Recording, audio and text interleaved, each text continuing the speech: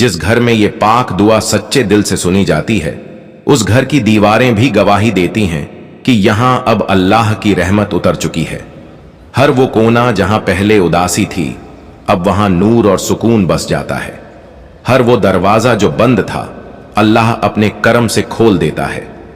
ये कोई मामूली दुआ नहीं, ये अल्लाह के उस कलाम का हिस्सा है जो अर्श से उतरा और दिलों की तसल्ली के लिए नाजिल हुआ। बहुत से लोग जब इस दुआ को पहली बार सुनते हैं तो उन्हें समझ नहीं आता कि उनकी आंखों से आंसू क्यों बह रहे हैं, मगर वो आंसू गुनाहों के बोझ के हल्के होने की अलामत होते हैं। कभी किसी ने हार मान ली थी, कभी कोई खुद से नाराज था, कभी किसी ने कहा था मेरे लिए कुछ नहीं बदलेगा, लेकिन फिर इसी दुआ ने उनकी सोच बदल दी। किस्मत नहीं, किस्मत का लिखने वाला बदल देता है जब आप यकीन से अल्लाह को पुकारते हैं। इस दुआ को सुनने वाले बेचैन दिलों को सुकून मिलता है, नींदें वापस लौटती हैं, घर में झगड़े थम जाते हैं, नुकसान फायदा बनता है, दिल का बोझ उतर जाता है, बंद दरवाजे खुल जाते हैं और सबसे बड़ी बात, इंसान फिर से अल्लाह से जुड़ जाता है। याद रखो, शैतान तुम्हें कहेगा कि छोड़, बाद में सुन लेंगे, मगर तुम्हारा रब कह रहा है मेरे पास लौट आओ, मैं तुम्हारी मुश्किलें आसान कर दूंगा। तो आज इस कलाम को एक इबादत समझकर सुनो, हर लफ्ज दिल में उतारो और कमेंट में आमीन लिखना मत भूलो। शायद आज की ये दुआ तुम्हारे लिए किसी बड़ी नेमत का दरवाजा खोल दे। अब बिस्मिल्लाह कहो और अल्लाह के कलाम से अपने दिन की शुरुआत करो।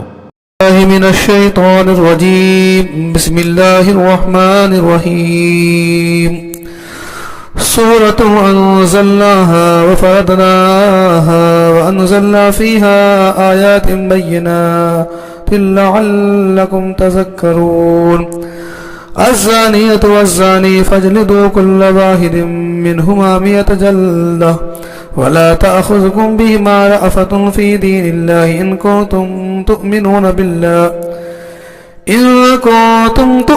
बिल्लाहि वल यौमिल आखिर व यशहद अज़ाबुहा ताइफ़तुम मिनल मुअमिनीन। अज़्ज़ानी ला यनकिहु इल्ला ज़ानियतन औ मुशरिकतन वज़्ज़ानियतु ला यनकिहुहा इल्ला ज़ानिन औ मुशरिक व हुर्रिम ज़ालिका अलल मुअमिनीन। والذين يرمون المحصنات ثم لم يأتوا بأربعة شهداء فاجلدوهم 80 جلدة ولا تقبلوا لهم شهادة أبدا وأولئك هم الفاسقون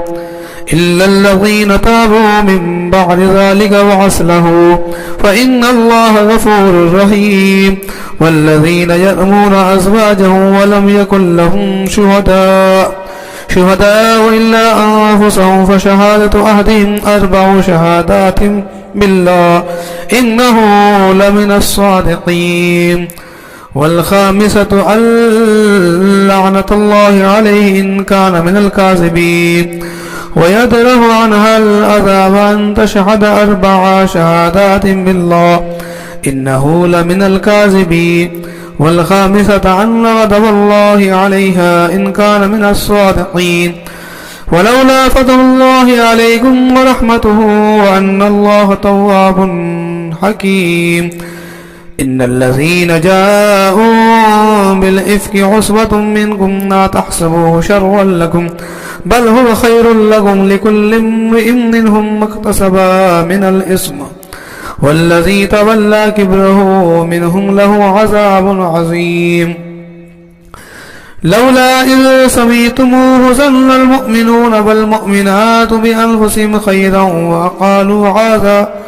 وقالوا هذا إفك مبين. لولا جاءوا عليه ب4 شهداء وإذ لم يأتوا بالشهداء فأولئك عند الله هم الكاذبون. ولولا فضل الله عليكم ورحمته في الدنيا والآخرة لمسكم فيما أفضتم من عذاب عظيم. إذ تلقونه بألسنتكم وتقولون بأفواهكم ما ليس لكم به علم وتحسبونه حيا وهو عند الله عظيم. ولولا إذ سمعتموه قلتم ما يكون لنا أن نتكلم بهذا سبحانك هذا بهتان عظيم يعظكم الله أن تعودوا باسمه أبدا إن كنتم مؤمنين ويبين الله لكم الآيات والله عليم حكيم إن الذين يحبون أن تشيع الفاحشة في الدين آمنوا لهم عذاب عليم في الدنيا والآخرة والله يعلم وأنتم لا تعلمون ولولا فضل الله عليكم ورحمته وأن الله رؤوف رحيم يا أيها الذين آمنوا لا تتبعوا خطوات الشيطان ومن يتبع خطوات الشيطان فإنه يأمركم بالفحشاء والمنكر ولولا فضل الله عليكم ورحمته ما زكى منكم من أحد أبدا ولكن الله يزكي من يشاء والله سميع عليم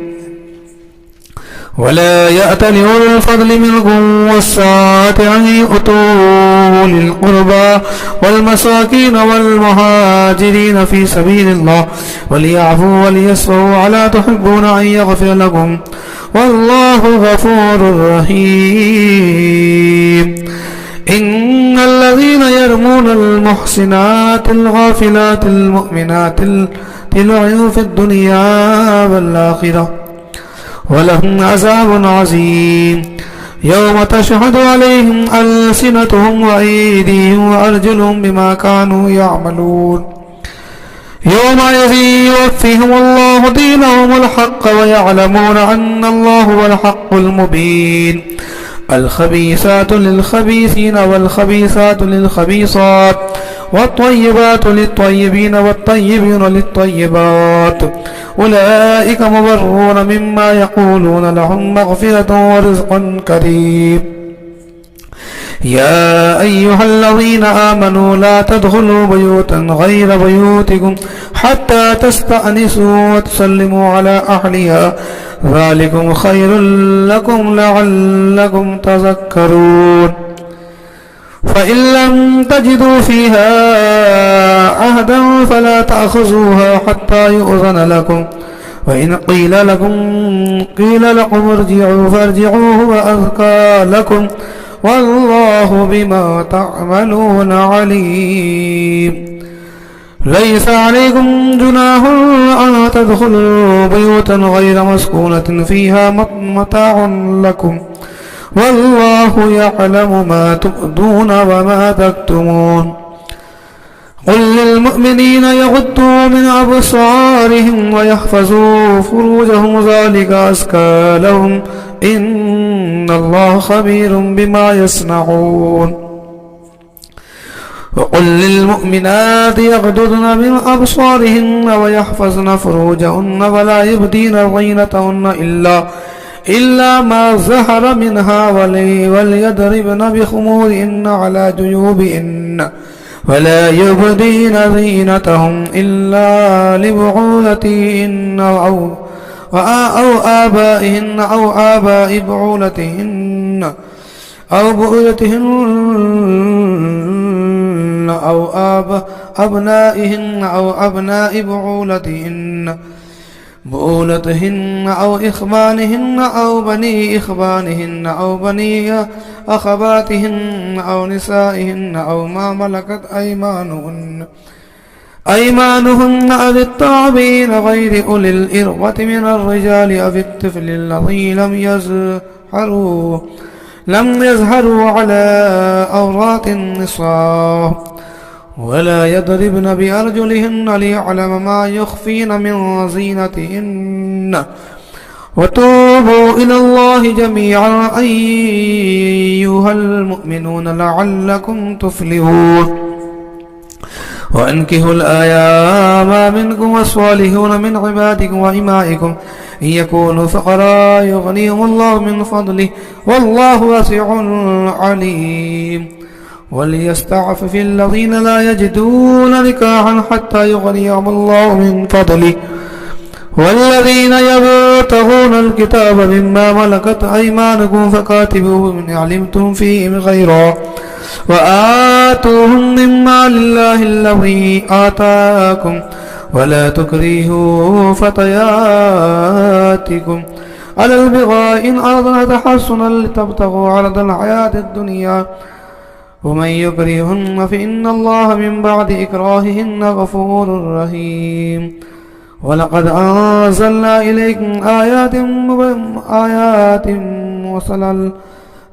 مبينات ومثلا من الذين خلوا من قبلكم وموعظة للمتقين الله نور السماوات والأرض مثل نوره كمشكاة فيها مصباح المصباح في الزجاجة كأنها كوكب دري يوقد من شجرة مباركة زيتونة لا شرقية ولا غربية يكاد زيتها يضيء ولم تمسسه نار نور على نور يهدي الله لنوره من يشاء ويضرب الله الأمثال للناس والله بكل شيء عليم في بيوت أذن الله أن ترفع ويذكر فيها اسمه يسبح له فيها بالغدو والآصال رجال لا تلهيهم تجارة ولا بيع عن ذكر الله وإقام الصلاة وإيتاء الزكاة يخافون يوما تقلب فيه القلوب والأبصار ليجزيهم الله أحسن ما عملوا ويزيدهم من فضله والله يرزق من يشاء بغير حساب والذين كفروا أعمالهم كسراب بقيعة يحسبه الظمآن ماء حتى إذا جاءه لم يجده شيئا ووجد الله عنده ووقاه حسابه والله سريع الحساب أو كظلمات في بحر اللجي يغشى موج من فوقه سحاب ظلمات بعضها فوق بعض إذ أخرج يده لم يكد يراها ومن لم يجعل الله له نور فما له من نور ألم تر أن الله يسبح له من في السماوات والأرض والطير صافات كل قد علم صلاته وتسبيحه والله عليم بما يفعلون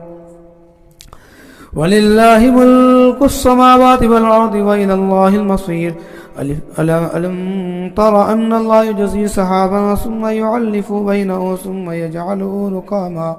ركاما فترى البرق يخرج من خلاله وينزل من السماء من جبال فيها من دبر فيصيب به من يشاء يصرفه عن من يشاء يكاد سنا برقه يذهب بالأبصار يقلب الله الليل والنهار إن في ذلك لعبرة لأولي الأبصار والله خلق كل دابة من ماء فمنهم من يمشي على بطنه ومنهم من يمشي على رجلين منهم من يمشي على أربعة يخلق الله ما يشاء إن الله على كل شيء قدير لقد أنزلنا آيات مبينات والله يهدي من يشاء إلى صراط مستقيم ويقولون آمنا بالله وبالرسول وأطعنا ثم يتولى فريق منهم من بعد ذلك وما أولئك بالمؤمنين وإذا دعوا إلى الله ورسوله ليحكم بينكم إذا فريق منهم معرضون وإن يكن لهم الحق يأتوا إليه مذعنين أفي قلوبهم مرض أم ارتابوا أم يخافوا أن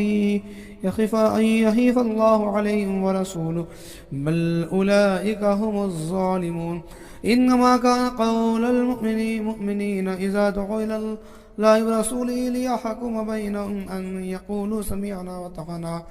وأولئك هم المفلحون ومن يطع الله ورسوله ويخشى الله يتقي فأولئك هم الفائزون وأقسموا بالله جهد أيمان لئن أمرتهم ليخرجن قل لا تقسموا طاعة معروفة إن الله خبير بما تعملون قل أطيعوا الله وأطيعوا الرسول فإن تولوا فإنما عليه ما حمل عليكم ما حملتم وإن تطيعوا تهتدوا وما على الرسول إلا البلاغ المبين وعد الله الذين آمنوا منكم وعملوا الصالحات ليستخلفنهم في الأرض كما استخلف الذين من قبلهم وليمكنن لهم دينهم الذي ارتضى لهم وليبدلنهم من بعد خوفهم أمنا ويعبدونني لا يشركون به شيئا ومن كفر بعد ذلك فأولئك هم الفاسقون وأقيموا الصلاة وآتوا الزكاة وأطيعوا الرسول لعلكم ترحمون لا تحسبن الذين كفروا معجزين في الأرض ومأواهم النار وبئس المصير يا أيها الذين آمنوا ليستأذنوكم الذين ملكت أيمانكم والذين لم يبخلوا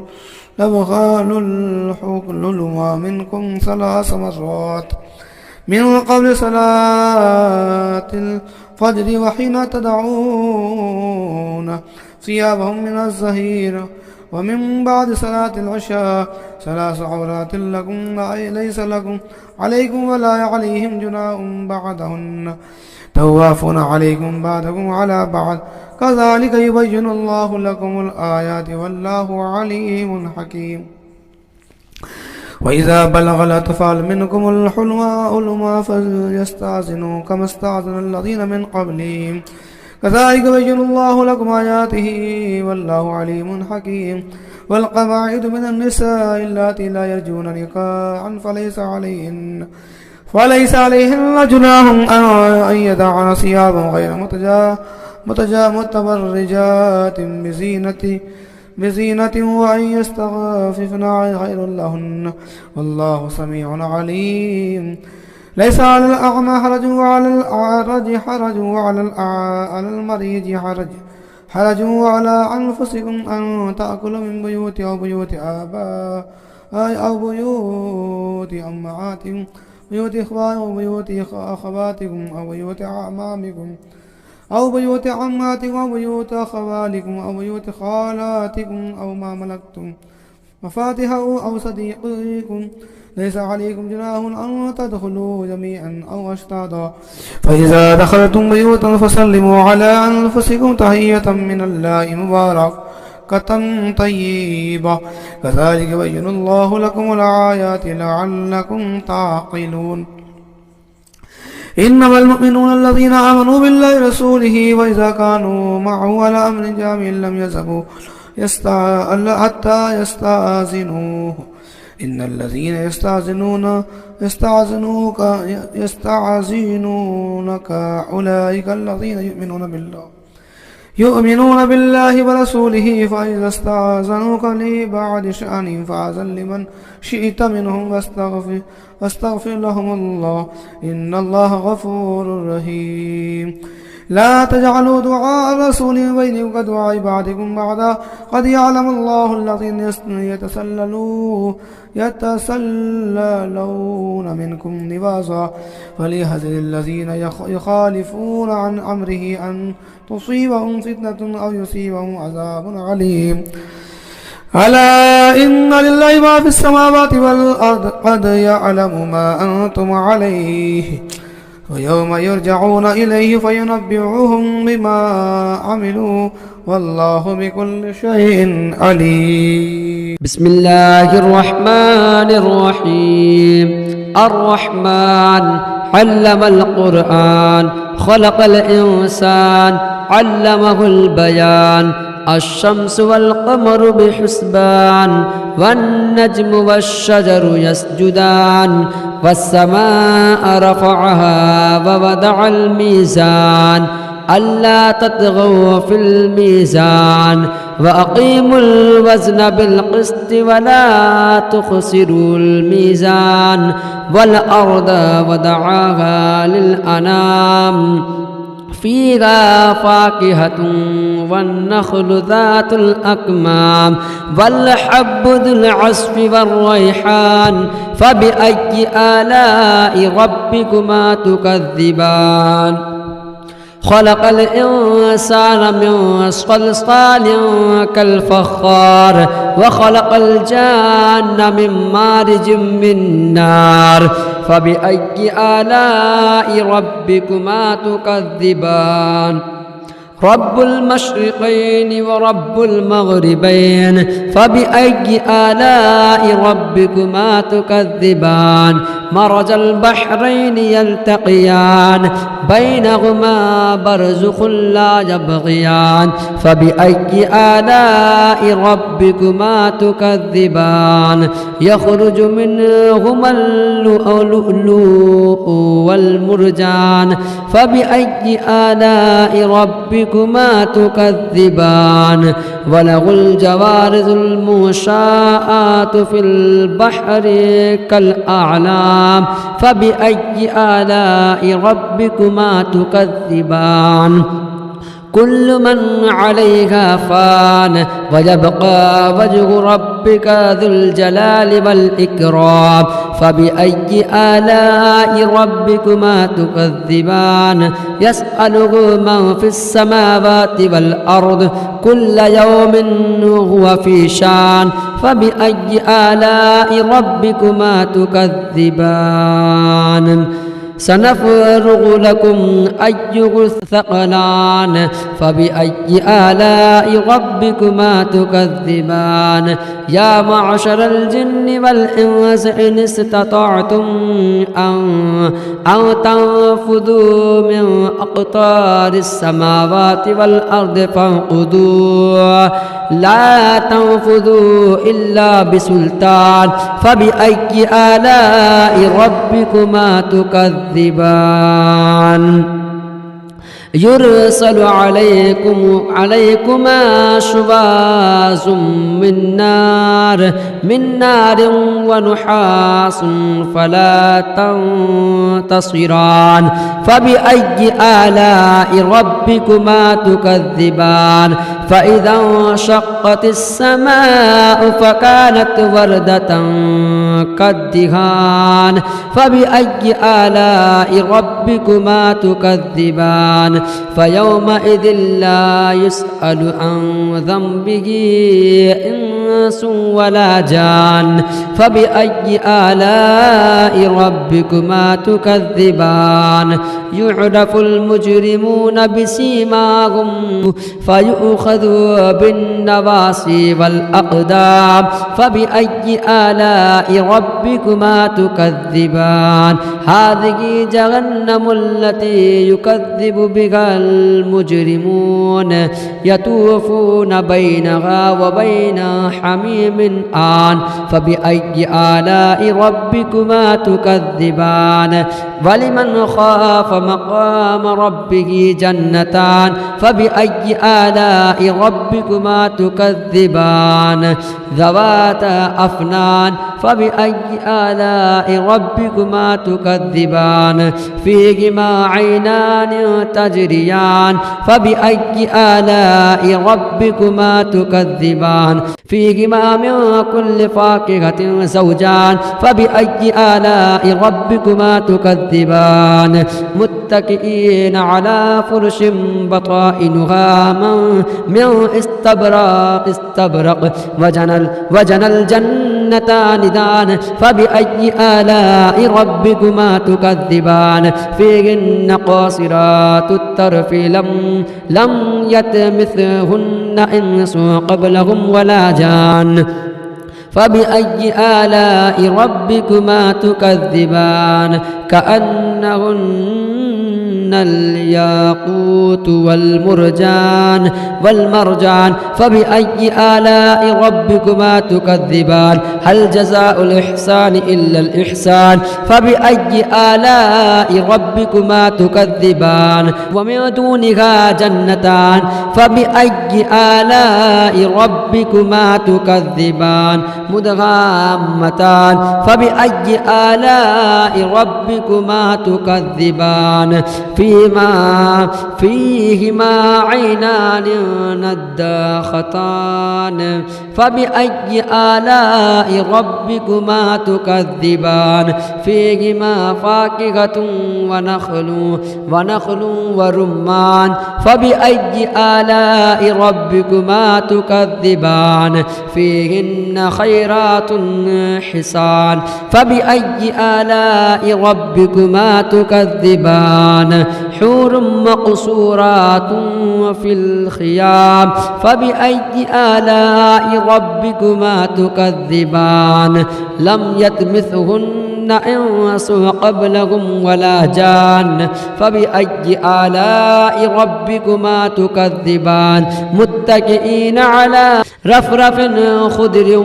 وعبقري حسان فبأي آلاء ربكما تكذبان تبارك اسم ربك ذي الجلال والإكرام. أعوذ بالله من الشيطان الرجيم. بسم الله الرحمن الرحيم. ياسين والقرآن الحكيم إنك لمن المرسلين على صراط مستقيم تنزيل العزيز الرحيم لتنذر قوما ما أنذر آباؤهم فهم غافلون لقد حق القول على أكثرهم فهم لا يؤمنون إنا جعلنا في أعناقهم أغلالا فهي إلى الأذقان فهم مقمحون وجعلنا من بين أيديهم سدا ومن خلفهم سدا فأغشيناهم فهم لا يبصرون وسواء عليهم أنذرتهم أم لم تنذرهم لا يؤمنون إنما تنذر من اتبع الذكر وخشي الرحمن بالغيب فبشره بمغفرة وأجر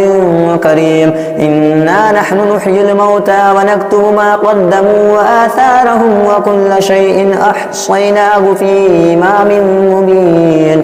واضرب لهم مثلا أصحاب القرية إذ جاءها المرسلون إذ أرسلنا إليهم 2 فكذبوهما فعززنا بثالث فقالوا إنا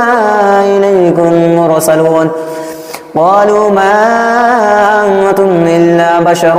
مثلنا وما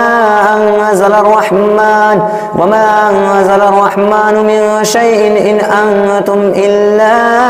تكذبون قالوا ربنا يعلم إنا إليكم لمرسلون وما علينا إلا البلاغ المبين. قالوا إنا تطيرنا بكم لئن لم تنتهوا لنرجمنكم وليمسنكم منا عذاب أليم. قالوا طائركم معكم أئن ذكرتم بل أنتم قوم مسرفون. وجاء من أقصى المدينة رجل يسعى قال يا قوم اتبعوا المرسلين اتبعوا من لا يسألكم أجرا وهم مهتدون. وما لي لا أعبد الذي فطرني وإليه ترجعون أأتخذ من دونه آلهة إن يردني الرحمن بضر لا تغن عني شفاعتهم شيئا ولا ينقذون. إني إذا لفي ضلال مبين. إني آمنت بربكم فاسمعون. قيل ادخل الجنة قال يا ليت قومي يعلمون بما غفر لي ربي وجعلني من المكرمين. وما أنزلنا على قومه من بعده من جند من السماء وما كنا منزلين إن كانت إلا صيحة واحدة فإذا هم خامدون. يا حسرة على العباد ما يأتيهم من رسول إلا كانوا به يستهزئون. ألم يروا كم أهلكنا قبلهم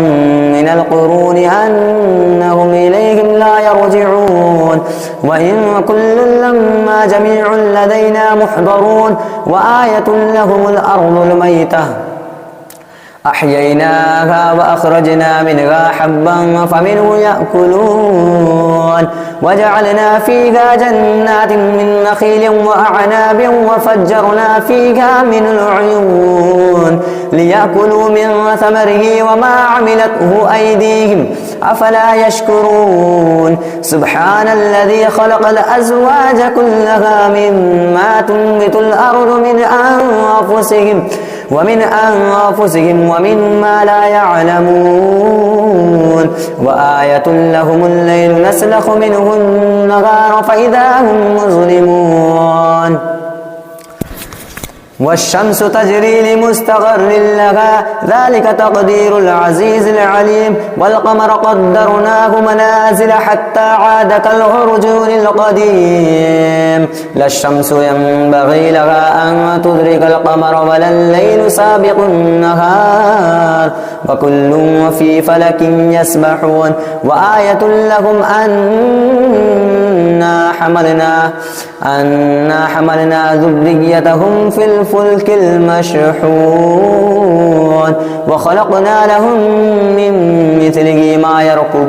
يركبون وإن نشأ نغرقهم فلا صريخ لهم ولا هم ينقذون إلا رحمة منا ومتاعا إلى حين وإذا قيل لهم اتقوا ما بين أيديكم وما خلفكم لعلكم ترحمون وما تأتيهم من آية من آيات ربهم إلا كانوا عنها معرضين وإذا قيل لهم أنفقوا مما رزقكم الله قال الذين كفروا للذين آمنوا أنطعم من لو يشاء الله أطعمه إن أنتم إلا في ضلال مبين ويقولون متى هذا الوعد إن كنتم صادقين ما ينظرون إلا صيحة واحدة تأخذهم وهم يخصمون فلا يستطيعون توصية ولا إلى أهلهم يرجعون ونفخ في الصور فإذا هم من الأجداث إلى ربهم ينسلون قالوا يا ويلنا من بعثنا من مرقدنا هذا ما وعد الرحمن وصدق المرسلون إن كانت إلا صيحة واحدة فإذا هم جميع لدينا محضرون فاليوم لا تظلم نفس شيئا ولا تجزون إلا ما كنتم تعملون إن أصحاب الجنة اليوم في شغل وفاكهون هم وأزواجهم في ظلال على الأرائك متكئون لهم فيها فاكهة ولهم ما يدعون سلام قولا من رب رحيم وامتازوا اليوم أيها المجرمون ألم أعهد إليكم يا بني آدم ألا تعبدوا الشيطان إنه لكم عدو مبين وأن اعبدوني هذا صراط مستقيم لقد أضل منكم جبلا كثيرا أفلم تكونوا تعقلون هذه جهنم التي كنتم توعدون اصلوها اليوم بما كنتم تكفرون اليوم نختم على أفواههم وتكلمنا أيديهم وتشهد أرجلهم بما كانوا يكسبون ولو نشاء لطمسنا على أعينهم فاستبقوا الصراط فأنى يبصرون ولو نشاء لمسخناهم على مكانتهم فما استطاعوا مضيا ولا يرجعون ومن نعمره ننكسه في الخلق أفلا يعقلون وما علمناه الشعر وما ينبغي له إن هو إلا ذكر وقرآن مبين لينذر من كان حيا ويحق القول على الكافرين أولم يروا أنا خلقنا لهم مما عملت أيدينا أنعاما فهم لها مالكون وذللناها لهم فمنها ركوبهم ومنها يأكلون ولهم فيها منافع ومشارب أفلا يشكرون واتخذوا من دون الله آلهة لعلهم ينصرون لا يستطيعون نصرهم وهم لهم جند محضرون فلا يحزنك قولهم إنا نعلم ما يسرون وما يعلنون أولم ير الإنسان أنا خلقناه من نطفة فإذا هو خصيم مبين وضرب لنا مثلا ونسي خلقه قال من يحيي العظام وهي رميم قل يحييها الذي أنشأها أول مرة وهو بكل خلق عليم الذي جعل لكم من الشجر الأخضر نارا فإذا أنتم منه توقدون أوليس الذي خلق السماوات والأرض بقادر على أن يخلق مثلهم بلى وهو الخلاق العليم إنما أمره إذا أراد شيئا أن يقول له كن فيكون فسبحان الذي بيده ملكوت كل شيء وإليه ترجعون أعوذ بالله من الشيطان الرجيم بسم الله الرحمن الرحيم يا أيها الذين آمنوا أوفوا بالعقود أحلت لكم بهيمة الأنعام إلا ما يتلى عليكم غير محل الصيد وأنتم حرم إن الله يحكم ما يريد يا أيها الذين آمنوا لا تحلموا شعائر الله ولا الشهر الحرام ولا الهدي ولا القلائد ولا آمين البيت الحرام يبتغون فضلا من ربهم ورضوانا وإذا حللتم فاستعدوا ولا يجرمنكم شنعان قوم أن صدوكم عن المسجد الحرام أن تعتدوا وتعاونوا على البر والتقوى ولا تعاونوا على الإثم والعدوان واتقوا الله إن الله شديد العقاب حرمت عليكم الميتة والدم ولحم الخنزير وما أهل لغير الله به والمنخنقة والموقوذة والمتردية والنتيحة وما أكل السبع إلا ما ذكيتم وما ذبح على النسب وتستقسموا بالأزلام ذلكم فسق اليوم يئس الذين كفروا من دينكم فلا تخشوهم واخشون اليوم أكملت لكم دينكم وأتممت عليكم نعمتي ورضيت لكم الإسلام دينا فمن اضطر في مخمسة غير متجانف إثم فإن الله غفور رحيم يسألونك ماذا أحل لهم قل أحل لكم الطيبات وما علمتم من الجوارح مكلبين تعلمونهن مما علمكم الله فكلوا مما أمسكنا عليكم واذكروا اسم الله عليك واتقوا الله إن الله شديد العقاب اليوم أحل لكم الطيبات وطعام الذين أوتوا الكتاب حل لكم وطعامكم حل لهم والمحسنات من المؤمنات والمحسنات من الذين أوتوا الكتاب من قبلكم إذا آتيتموهن أجورهن محسنين غير مسافهين ولا مستخيرين آخرا ومن يكفر بالإيمان فقد حبط عمله وهو في الآخرة هم الخاسرون يا أيها الذين آمنوا إذا قمتم إلى الصلاة فاغسلوا وجوهكم وأيديكم إلى المرافق وامسحوا برؤوسكم وأرجلكم إلى الكعبين وإن كنتم جنبا فطهروا وإن كنتم مرضى أو على سفر خير لكم من الغيام أو لمسكنكم النساء فلم تجدوا ماء فتيمموا صعيدا طيبا فامسحوا بوجوهكم وأيديكم ما يريد الله ليجعل عليكم من حرج ولكن يريد ليطهركم وليتم نعمته عليكم لعلكم تشكرون واذكروا نعمة الله عليكم وميثاقه الذي واثقكم به إذ قلتم سمعنا وأطعنا واتقوا الله إن الله عليم بذات الصدور يا أيها الذين آمنوا كونوا قوامين لله شهداء بالقسط ولا يجرمنكم شنآن قوم أن صدوكم عن المسجد الحرام أن تعتدوا وتعاونوا على البر والتقوى يا أيها الذين آمنوا كونوا قوامين لله شهداء بالقسط ولا يجرمنكم شنآن قوم أن صدوكم عن المسجد الحرام أن تعتدوا وتعاونوا على البر والتقوى ولا تعاونوا على الإثم والعدوان واتقوا الله إن الله شديد العقاب يا أيها الذين آمنوا كونوا قوامين لله شهداء بالقسط ولا يجرمنكم شنآن قوم على ألا تعدلوا اعدلوا هو أقرب للتقوى واتقوا الله إن الله خبير بما تعملون وعد الله الذين آمنوا وعملوا الصالحات لهم مغفرة وأجر عظيم والذين كفروا وكذبوا بآياتنا أولئك أصحاب الجحيم يا أيها الذين آمنوا اذكروا نعمة الله عليكم إذ هم قوم أن يبسطوا إليكم أيديهم فكف أيديهم عنكم واتقوا الله وعلى الله فليتوكل المؤمنون ولقد أخذ الله ميثاق بني إسرائيل وبعثنا منهم 12 نقيبا وقال الله إني معكم لئن أقمتم الصلاة وآتيتم الزكاة وآمنتم برسلي وأزرتموهم وأقرضتم الله قرضا حسنا لأكفر عنكم سيئاتكم ولأدخلنكم جنات تجري من تحتها الأنهار فما كفر بعد ذلك منكم فقد ضل سواء السبيل وبما نقضهم ميثاقهم لعناهم وجعلنا قلوبهم قاسية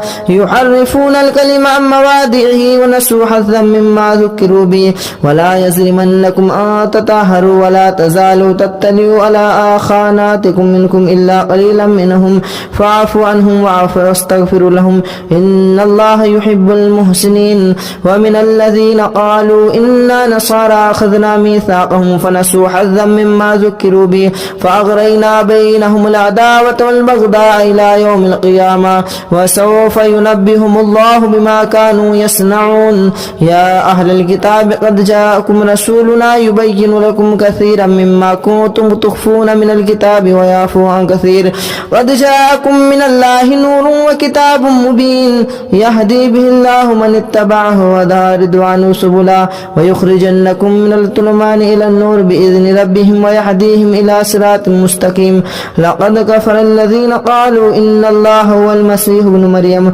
قل فمن يملك من الله شيئا إن أراد بكم أو أراد بكم مثلا لقد كفر الله قالوا إنه هو السميع العليم قل من يملك من السماء شيئا إلا أن أراد أن يهلي من المرسينة لقد كفر الذين قالوا إن الله هو المسيح ابن مريم قل فمن يملك من الله شيئا إن أراد أن يهلك المسيح ابن مريم وأمه وما في الأرض جميعا ولله ملك السماوات والأرض وما بينهما يخلق ما يشاء والله على كل شيء قدير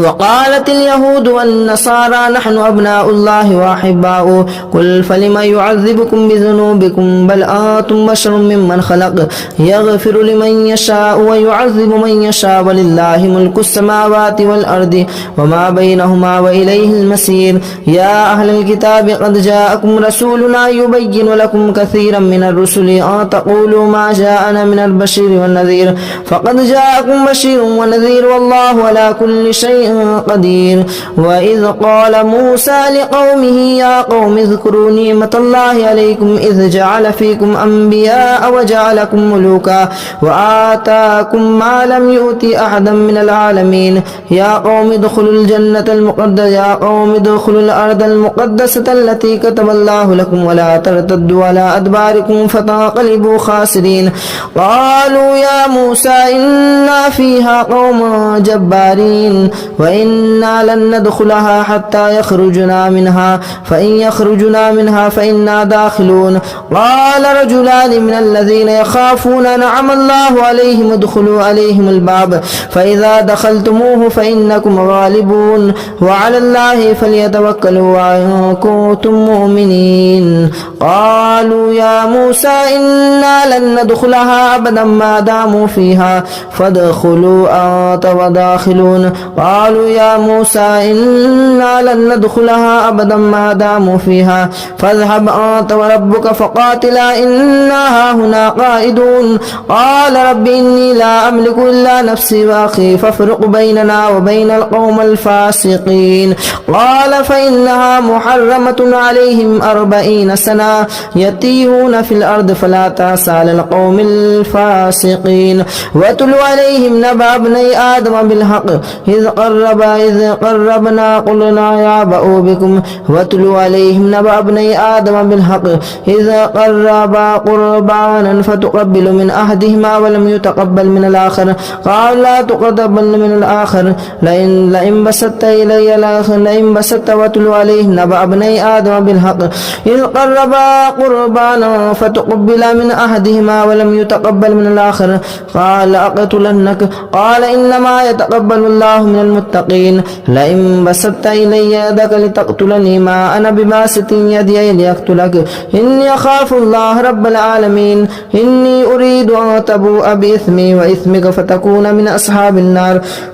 وذلك جزاء الظالمين فتوات له نفسه قتل أخيه فقتله فأصبح من الخاسرين فبعث الله غربانا يبعث في الأرض ليريه كيف يواري سوءة أخيه قال يا ويلتى أعجزت أن أكون مثل هذا الغراب فأواري سوءة أخيه فأصبح من النادمين من أجل ذلك كتبنا على رسله إلى إبراهيم كتبنا على بني إسرائيل أنه ما قتل نفسا بغير نفس أو فساد في الأرض فكأنما قتل الناس جميعا ومن أحياها فكأنما أحيا الناس جميعا ولقد جاءتهم رسلنا بالبينات ثم إن كثيرا منهم بعد ذلك لمفسدون إنما جزاء الذين يحاربون الله ورسوله ويسعون في الأرض فسادا أن يقتلوا أو يسلبوا أو تقطع أيديهم وأرجلهم من خلاف أو ينفوا من الأرض ذلك لهم خزي في الدنيا وهم في الآخرة عذاب عظيم إلا الذين تابوا من بعد ذلك تقدروا عليهم فاعلموا أن الله غفور رحيم يا أيها الذين آمنوا اتقوا الله وابتغوا إليه الوسيلة وجاهدوا في سبيله لعلكم تفلحون إن الذين كفروا لو أن لهم ما في الأرض جميعا ومثله معه لافتدوا به من عذاب يوم القيامة ما تقبل منهم ولهم عذاب يريدون أن يخرجوا من النار وما هم بخارجين من النار ولهم عذاب مقيم والسارق والسارقة فاقطعوا أيديهما جزاء بما كسب نكالا من الله والله عزيز حكيم فما تاب من بعد ظلمه وأصلح فإن الله يتوب عليهم إن الله غفور رحيم ألم تعلم أن الله له ملك السماوات والأرض يعذب من يشاء ويغفر لمن يشاء ويعذب من يشاء ويغفر ويعذب من يشاء ولم تعلم أن الله له ملك السماوات والأرض يعذب من يشاء ويغفر لمن يشاء والله على كل شيء قدير يا أيها الرسول لا يحزنك الذين يصارعون في الكفر من الذين قالوا آمنا بأفواههم ولم تؤمن قلوبهم ومن الذين هادوا سماعون للكذب سماعون لقوم آخرين لم يأتوك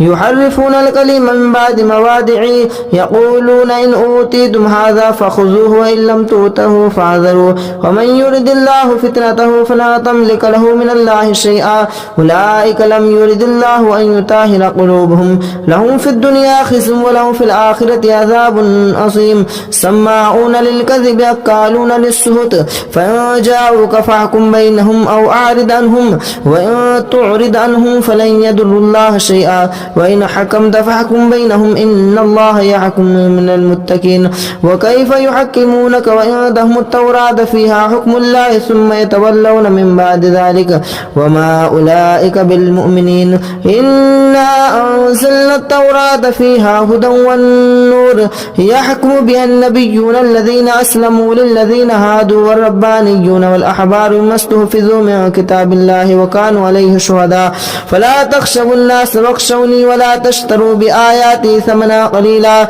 ومن لم يحكم بما أنزل الله فأولئك هم الكافرون وكتبنا عليهم فيها أن النفس بالنفس والعين بالعين والأنف بالأنف والأذن بالأذن والسن بالسن والجروح قصاص فما تصدق به فهو خير كفارة الله ومن لم يحكم بما أنزل الله فأولئك هم الظالمون وقفينا على آثارهم بعيسى ابن مريم مصدقا لما بين يديه من التوراة وآتيناه الإنجيل فيه هدى والنور ومصدقا لما بين يديه من التوراة وهدى وموعظة للمتقين وليحكم أهل الإنجيل بما أنزل الله فيه ومن لم يحكم بما أنزل الله فأولئك هم الفاسقون وأنزلنا إليك الكتاب بالحق مصدقا لما بين يديه من الكتاب ومهيمنا عليه فاحكم بينهم بما أنزل الله ولا تتبعوا أهواءهم أما جاءك من الحق لكل جعلنا منكم إشرة ومنهاجا ولو شاء الله لجعلكم أمة واحدة ولكن يربص بكم ولو شاء الله لجعلكم أمة واحدة ولكن ليبلوكم فيما آتاكم فاستبقوا الخيرات إلى الله مرجعكم جميعا فينبئكم بما كنتم فيه تختلفون وأن يحكم بينهم بما أنزل الله ولا تتبع أهواءهم وحذرهم أن يفتنون عن بعد ما أنزل الله إليك فإن توليتم فاعلموا أنما يريد الله أن يصيبكم الله ببعده ذنوبهم وإن كثيرا من الناس لفاسقون أفحكم الجاهلية يبغون ومن أحسن من الله حكما لقوم يوقنون يا أيها الذين آمنوا لا تتخذوا اليهود والنصارى أولياء بعضهم أولياء بعض ومن يتولهم منكم فإنه بهم إن الله لا يهدي القوم الفاسقين فترى الذين في قلوبهم مرض يسارعون فيهم يقولون نخشى أن تصيبهم دائرة فعسى الله أن يأتي بالفتح وأمر بأمره ويصرف ويعلم الله من يشاء ويشاء فترى الذين في قلوبهم مرض يسارعون فيهم يقولون نخشى أن تصيبنا دائرة فعسى الله أن يأتي بالفتح أو أمر من عنده فيصبحوا على ما أسروا في أنفسهم نادمين ويقول الذين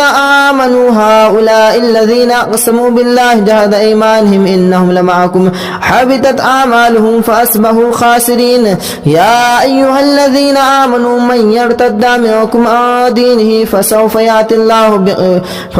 يأتي الله بقوم يحبونه ويحبونه أذلة على المؤمنين عزة على الكافرين يجاهدون في سبيل الله ولا يخافون لوما يؤخر ذلك فضل الله يؤتيه من يشاء والله واسع عليم إنما وليكم الله ورسوله والذين آمنوا الذين يقيمون الصلاة ويؤتون الزكاة وهم يسارعون ومن يتوكل الله ورسوله والله والذين آمنوا فإن الله حزب لكم الغالبون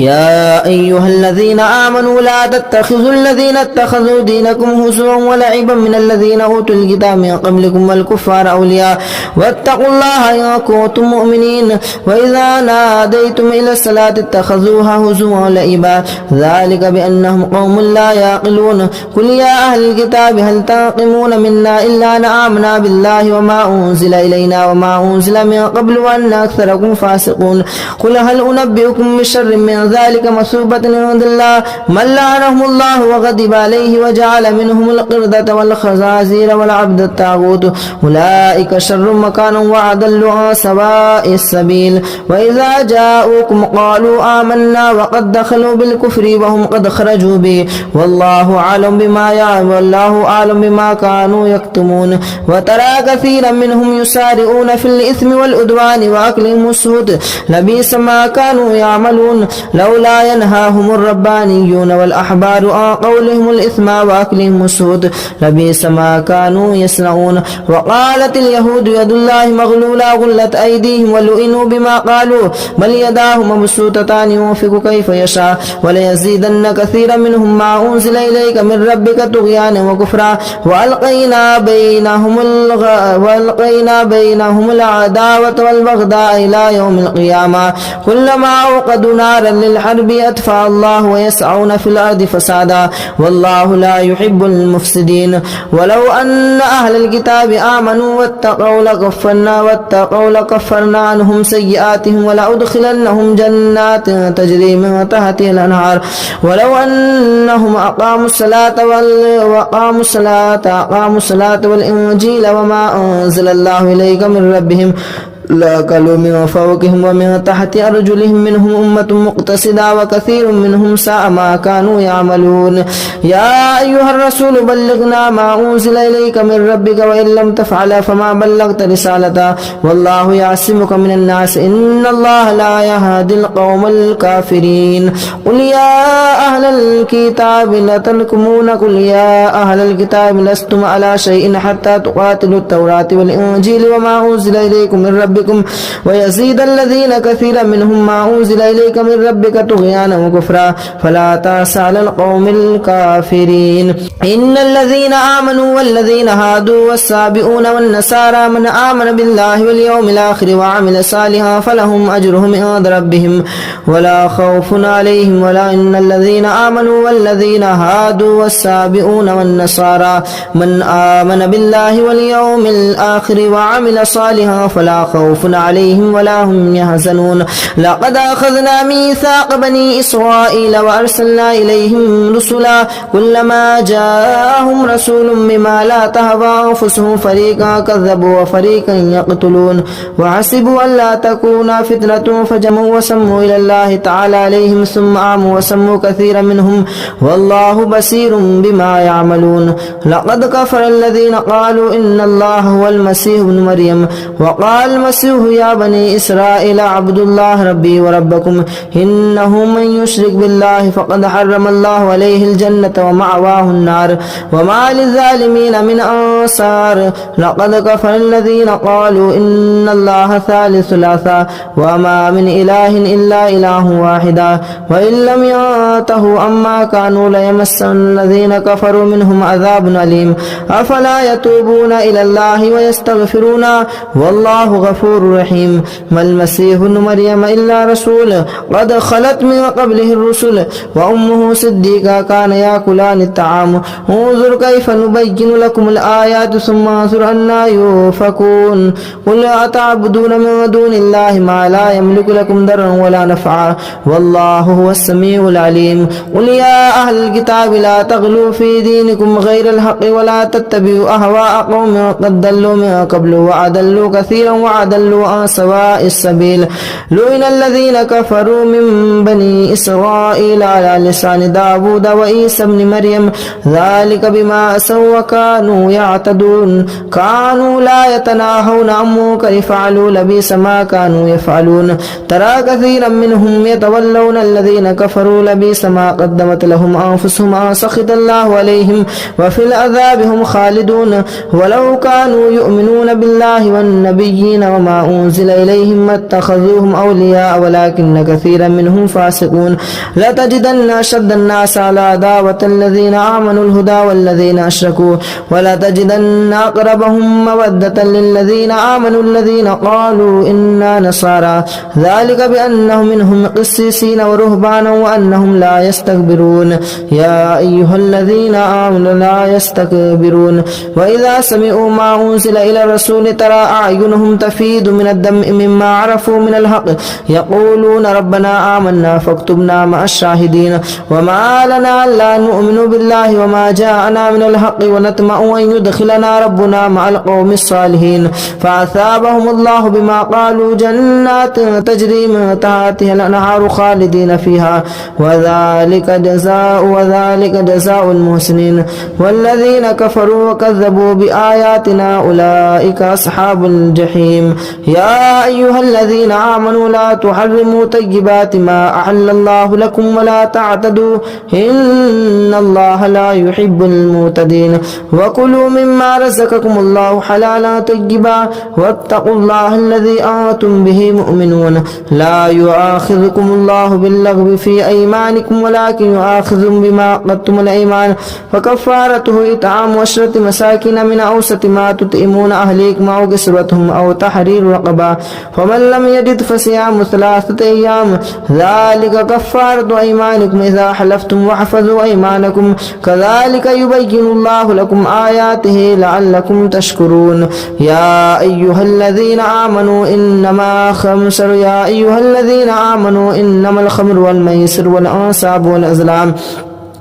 رجس من عمل الشيطان فاجتنبوه لعلكم تفلحون إنما يريد الشيطان أن يوقع بينكم العداوة والبغضاء في الخمر والميسر ويصدكم عن ذكر الله وعن الصلاة فهل أنتم منتهون وأطيعوا الله وأطيعوا الرسول واحذروا فإن توليتم فاعلموا أنما على رسولنا البلاغ المبين ليس عليكم جناح أن تبتغوا فضلا من ربكم ليس على الذين آمنوا وعملوا الصالحات جناح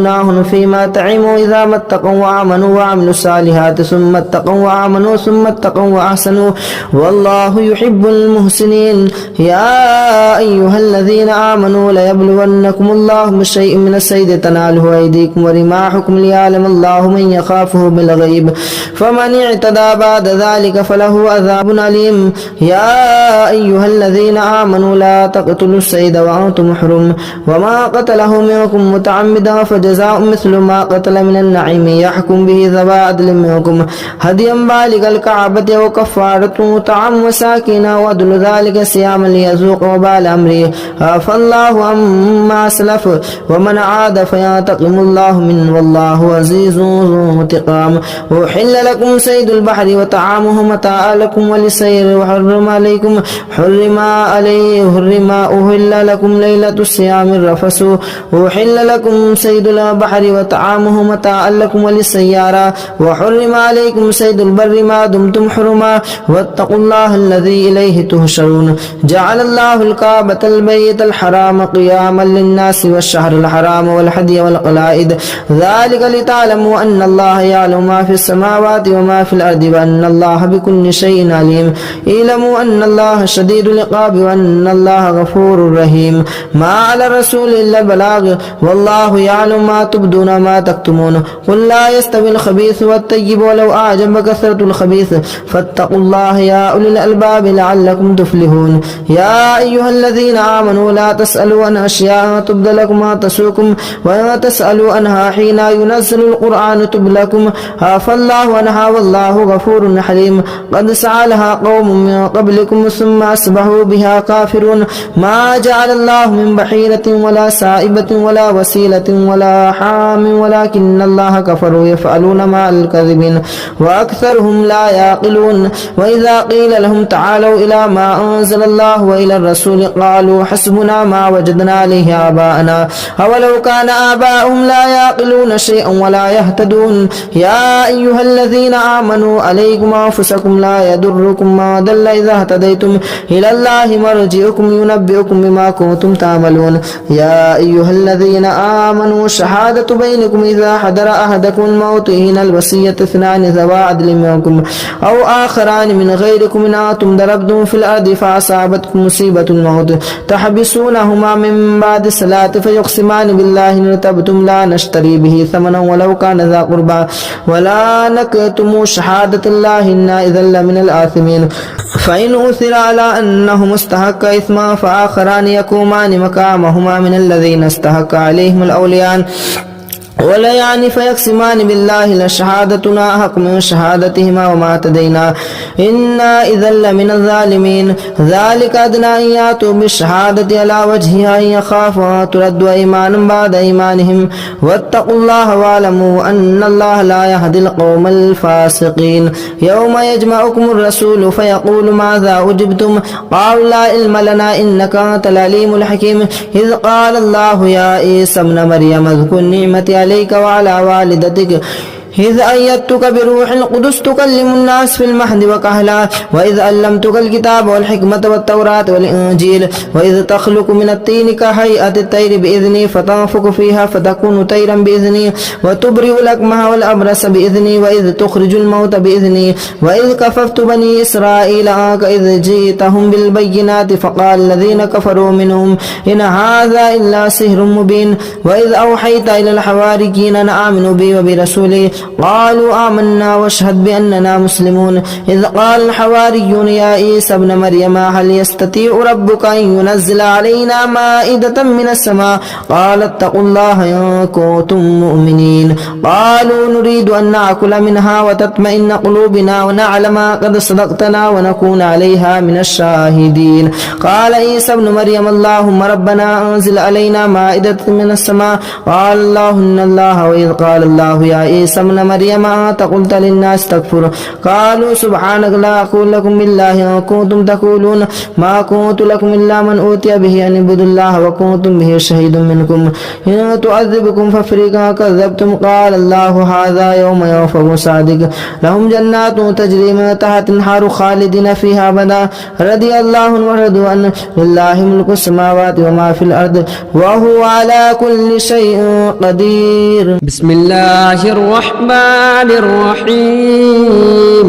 ياسين والقرآن الحكيم إنك لمن المرسلين على صراط مستقيم تنزيل العزيز الرحيم لتنذر قوما ما أنذر آباؤهم فهم غافلون لقد حق القول على أكثرهم فهم لا يؤمنون إنا جعلنا في أعناقهم أغلالا فهي إلى الأذقان فهم مقمحون وجعلنا من بين أيديهم سدا ومن خلفهم سدا فأغشيناهم فهم لا يبصرون وسواء عليهم أأنذرتهم أم لم تنذرهم لا يؤمنون إنما تنذر من اتبع الذكر وخشي الرحمن بالغيب فبشره بمغفرة وأجر كريم إنا نحن نحيي الموتى ونكتب ما قدموا وآثارهم وكل شيء أحصيناه في إمام مبين واضرب لهم مثلا أصحاب القرية إذ جاءها المرسلون إذ أرسلنا إليهم اثنين فكذبوهما فعززنا بثالث فقالوا إنا إليكم مرسلون قالوا ما أنتم إلا بشر مثلنا وما أنزل الرحمن من شيء إن أنتم إلا تكذبون قالوا ربنا يعلم إنا إليكم لمرسلون وما علينا إلا البلاغ المبين قالوا إنا تطيرنا بكم لئن لم تنتهوا لنرجمنكم وليمسنكم منا عذاب أليم قالوا طائركم معكم أئن ذكرتم بل أنتم قوم مسرفون وجاء بالأقصى المدينة رجل يسعى قال يا قوم اتبعوا المرسلين اتبعوا من لا يسألكم أجرا وهم مهتدون وما لي لا أعبد الذي فطرني وإليه ترجعون أأتخذ من دونه آلهة إن يردني الرحمن بضر لا تغني عني شفاعتهم شيئا ولا يوقظون إني إذا لفي ضلال مبين إني آمنت بربكم فاسمعون قيل ادخل الجنة قال يا ليت قومي يعلمون بما غفر لي ربي وجعلني من المكرمين وما أرسلنا على قومه من بعده من جند من السماء وما كنا منزلين إن كانت إلا صيحة واحدة فإذا هم خامدون يا حسرة على العباد ما يأتيهم من رسول إلا كانوا به يستهزئون ألم يروا كم أهلكنا قبلهم من القرون أنهم إليهم لا يرجعون وإن كل لما جميع لدينا محضرون وآية لهم الأرض الميتة أحييناه وأخرجنا منها حبا فمنه يأكلون وجعلنا فيها جنات من نخيل وأعناب وفجرنا فيها من العيون ليأكلوا من ثمره وما عملته أيديهم أفلا يشكرون سبحان الذي خلق الأزواج كلها مما تنبت الأرض ومن أنفسهم ومما لا يعلمون وآية لهم الليل نسلخ منه النهار فإذا هم مظلمون والشمس تجري لمستقر لها ذلك تقدير العزيز العليم والقمر قدرناه منازل حتى عاد كالعرجون القديم لا الشمس ينبغي لها أن تدرك القمر ولا الليل سابق النهار وكل في فلك يسبحون وآية لهم أنا حملنا ذريتهم في الفلك مشحون وخلقنا لهم من مثله ما يركبون وإن نشأ نغرقهم فلا صريخ لهم ولا هم ينقذون إلا رحمة منا ومتاعا إلى حين وإذا قيل لهم اتقوا ما بين أيديكم وما خلفكم لعلكم ترحمون وما تأتيهم من آية من آيات ربهم إلا كانوا عنها معرضين وإذا قيل لهم أنفقوا مما رزقكم الله قال الذين كفروا للذين آمنوا أنطعم من لو يشاء الله أطعمه إن أنتم إلا في ضلال مبين ويقولون متى هذا الوعد إن كنتم صادقين ما ينظرون إلا صيحة واحدة تأخذهم وهم يخصمون فلا يستطيعون توصية ولا إلى أهلهم يرجعون ونفخ في الصور فإذا هم من الأجداث إلى ربهم ينسلون قالوا يا ويلنا من بعثنا من مرقدنا هذا ما وعد الرحمن وصدق المرسلون إن كانت إلا صيحة واحدة فإذا هم جميع لدينا محضرون فاليوم لا تظلم نفس شيء ولا تجزون إلا ما كنتم تعملون إن أصحاب الجنة اليوم في شغل فاكهون هم وأزواجهم في ظلال على الأرائك متكئون لهم فيها فاكهة ولهم ما يدعون سلام قول من رب رحيم وامتازوا اليوم أيها المجرمون ألم أحد إليكم يا بني آدم ألا تعبدوا الشيطان إنه لكم عدو مبين وأن اعبدوني هذا صراط مستقيم ولقد أضل منكم جبلا كثيرا أفلم تكونوا تعقلون هذه جهنم التي كنتم توعدون اصلوها اليوم بما كنتم تكفرون اليوم نختم على أفواههم وتكلمنا أيديهم وتشهد أرجلهم بما كانوا يكسبون ولو نشاء لطمسنا على أعينهم فاستبقوا الصراط فأنى يبصرون ولو نشاء لمسخناهم على مكانتهم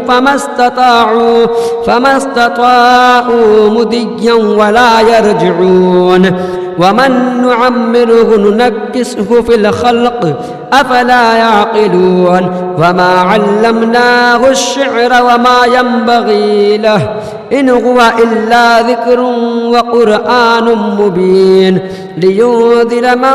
كان حيا ويحق القول على الكافرين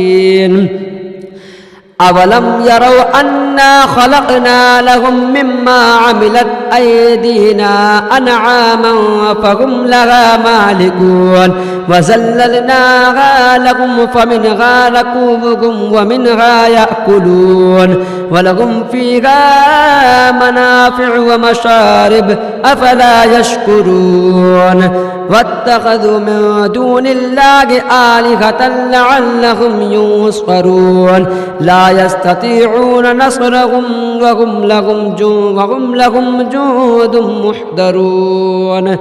فلا يحزنك قولهم إننا نعلم ما يسرون وما يعلنون أولم ير الإنسان أنا خلقناه من نطفة فإذا هو خصيم مبين وضرب لنا مثلا ونسي خلقه قال من يحيي العظام وهي رميم قل يحييها الذي أنشأ أول مرة وهو بكل خلق عليم الذي جعل لكم من الشجر الأخضر نارا فإذا أنتم منه توقدون أوليس الذي خلق السماوات والأرض بقادر على أن يخلق مثلهم بلى وهو خلاق العليم إنما أمره إذا أراد شيئا أن يقول له كن فيكون فسبحان الذي بيده ملكوت كل شيء وإليه ترجعون